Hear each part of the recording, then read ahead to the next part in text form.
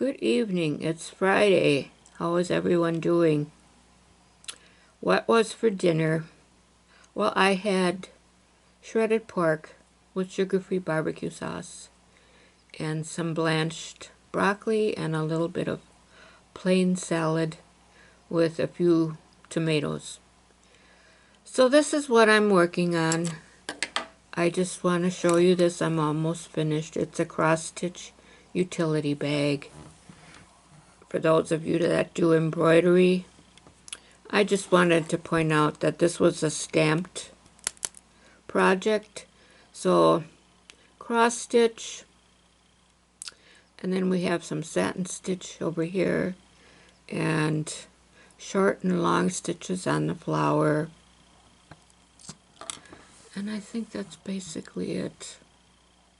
This is about my second week working on this, so it's taking time.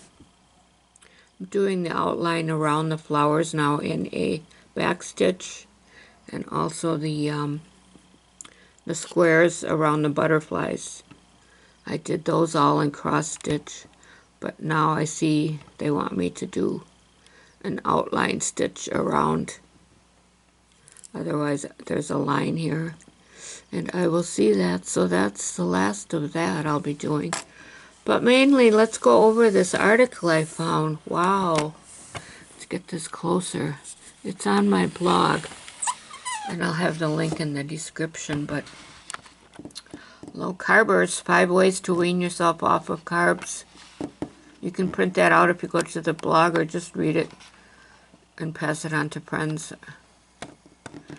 I don't see anywhere in here where it says specifically for diabetics, but it certainly is used that way also. It can be just for weight loss or for just a healthier lifestyle. But anyways, let's go to number 1 here. Let's see. Okay, we'll follow along. Number 1, fight fire with fire. Data shows that sugar cravings work like drug cravings, acting on the same neurochemical pathways. This helps to explain the withdrawal effect seen by stopping carbs. Understand that the discomfort you face is your body withdrawing from an addictive substance, and use this as fuel to push yourself forward. Don't allow food to control your life or control you like a drug, and realize how much better you'll feel when you purge this addictive substance from your body. Number 2, attack your cravings head on. While many of us would like to get healthy overnight, it's important to look at cutting carbs as a significant life change. And it is. It's not a diet. It's a life change. Realize that this way of eating will take a little while to adapt to, and be ready to tackle the cravings when they come. Diffuse your carbohydrate cravings by having a supply of high-quality snacks like nuts, cheeses, and non-starchy veggies on hand, at least for the first few days of your transition. Actually, it's, for me, the rest of my life.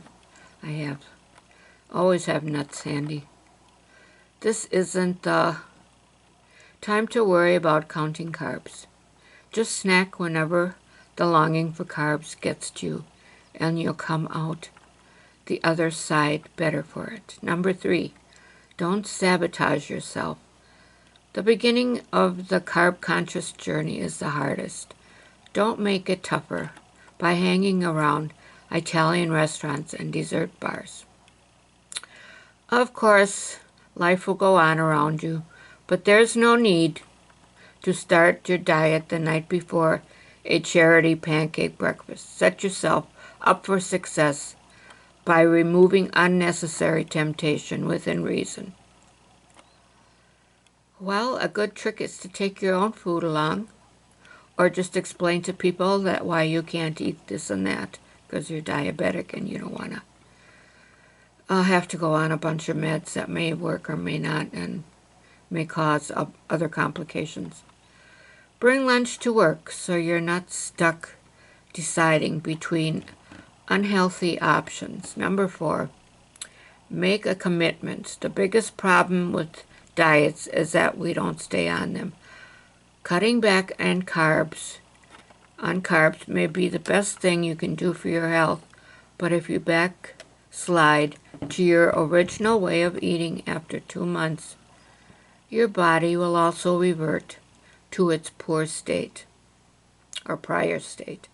Before you begin, ask yourself why you want to change.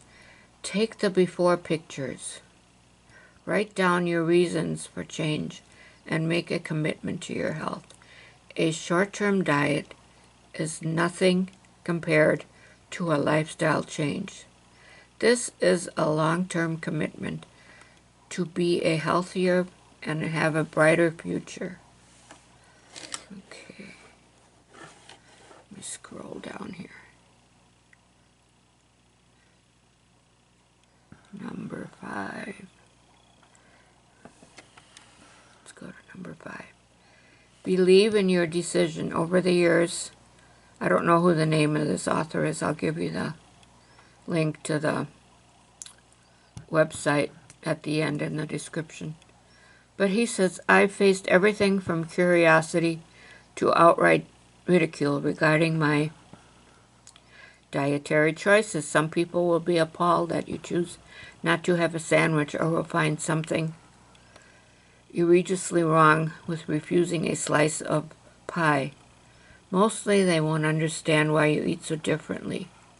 You need to understand that as Americans, though we aren't bad or stupid people, we are not healthy people. Yes, so many overweight, so many eating wrong, so much diabetes going on. Your goal is to be the healthiest you can be. Okay, let's see. Goal is to be the healthiest you can be. Let others judge, and when they ask about your food, explain to them why you're eating the way you are. Stay strong, and others will follow. I really like this article. I think it's just so supportive of our lifestyle as diabetics. And remember that if you cheat, you're only cheating yourself, because when you're cheating, you're telling your body that you want to go back to the old way of eating. And the second time will be harder to get back onto the low-carb way of eating. So anyways, this is, let's see, my medclinic.info is the website, and it's on my blog called Generosities of the Heart. And I will leave the link for that. And this is our food pyramid that's on the home page of the blog, in case you haven't seen it. This is the food pyramid for high-fat basis of your low-carb, high-fat lifestyle. Now you see at the bottom we have the fats and oils. We have the avocado oil, the coconut oil, the olive oil, the real butter, coconut oil, avocados. The next way up it's the meats. And then we have some dairy, cheese and eggs. And way at the top is, let's see, salads and veggies next after eggs and cheese. Salads, yes, and non-starchy veggies. And at the top are the nuts and berries. And it's at the top because there should be a limit to the amount of nuts and berries. And also dairy, because I used to eat more dairy and I was gaining weight. And although some of these things have lots of good fats, they're still heavy in calories. So berries we recommend 1/4 of a cup, and that is once you have your diabetes controlled. I'll also leave a link to our Facebook group, which is called Type 2 Diabetes Support Group. All right, everyone. Have a good weekend, and I'll see you next time. Bye-bye.